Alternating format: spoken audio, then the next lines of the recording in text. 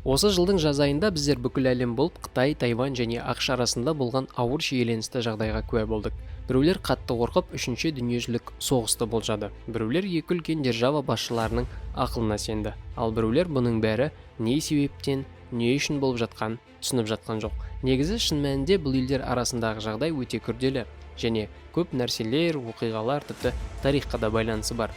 Сондықтан ақпарат жинақтап сіздерге шын мәнінде не болып жатқан түсіндіріп берейін. Бастамасалды лайк басып жіберің. Енді от души видео істеп жатыр қой. Сосын по-братски там коммент жазып кетіңдер, жарай ма? Все, сендім сіздерге. Ендеше кеттік.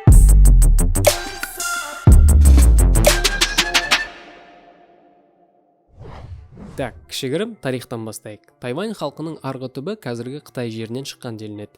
Кезінде сол аралға қоныстанған халық мыңдаған жылдар бойы қазіргі Қытай елінде кезінде болған провинциялармен қақтығысып келген. Әрине, өзі аз ғана халық болғандықтан бірінен кейін бірі ауыса берген басшылардың астында күн көріп жүре берген екен.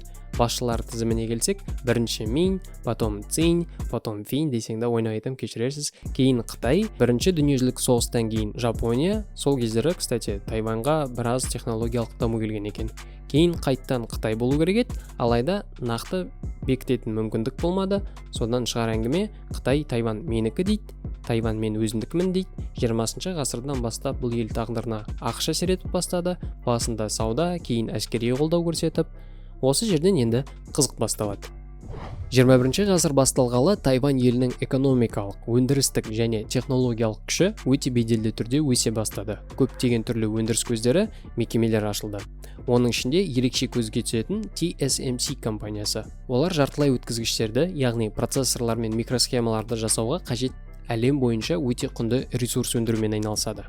Бұл ресурссыз бірде-бір компьютер, заманауи құрылғылар, смартфондар, электрокөліктер, байланыс құрылғылары, тіпті интернет те болмас еді. Ал Тайвань сол әлем бойынша осы нәрселерді өндіретін мекемелердің 40%-ын қамтиды. Ойлап қараңыздар, әлем нарығының 40%-ы осы елде. Қалай, енді прикол түсініп келе жатсыңдар ма? Білмесеңіз, TSMC сіз білетін Huawei, Realtek, AMD, Nvidia, Qualcomm, Apple, Intel және тағы да басқа әлемдік мықты компанияларын қамтамасыз етеді.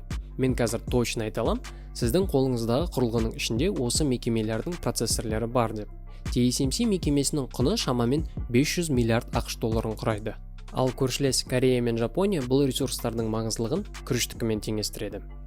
Карантин кезінде бұл компанияның маңыздылығы ерекше көзге түсті. Тұрақты жұмыс қалпын сақтай алмағандықтан нарықта дефицит бола жаздаған.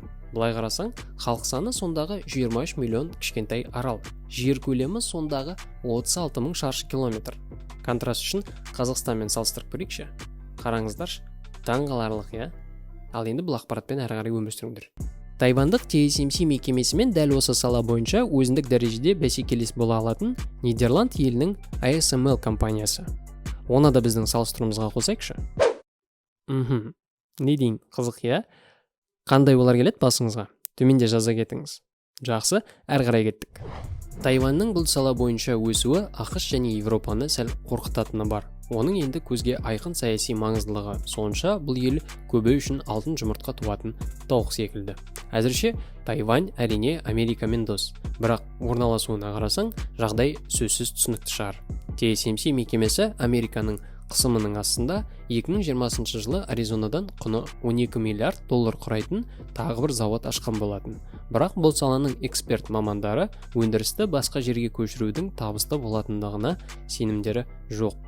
Ол көп ақшаны талап етеді дейді олар. Нәтижесінде Тайвань бұл саланың лидері болып қала беретіні айқын. Әрине, әлемге соншалықты маңызы бар ресурс өндіретін Тайваньға Қытай мен Американың қызығушылығы түсінікті. Жан-жақтан бұл екі мемлекет өзіндік саяси байланыстарын орнатқысы келеді. Тайваньның Қытайға деген қарым-қатынасы жақсы болмаса да, негізгі және үлкен басты сауда партнер болып тұрған әрине Қытай. Ал ақш тарапынан инвестиция және қауіпсіздік гарантиясы бар.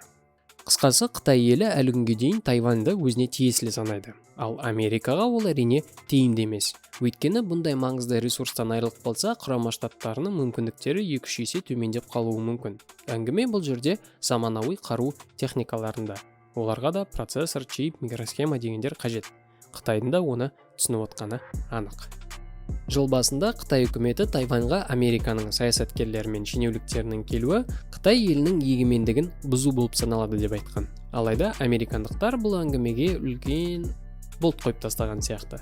Нәтижесінде бұл екі елдің қарым-қатынасы қазір онша емес болып тұр. Әрі қарай не болатыны әрине белгісіз, бірақ қорқуға болатында факторлар аз емес. Бәрі жақсы болады деп сенейік енді. Жалпы не ойлайсың? Видео ұнаса, лайк басып жібер. Осымен менде болды. Қарағандарыңызға рахмет. Көріскенше. Дәш-дәш.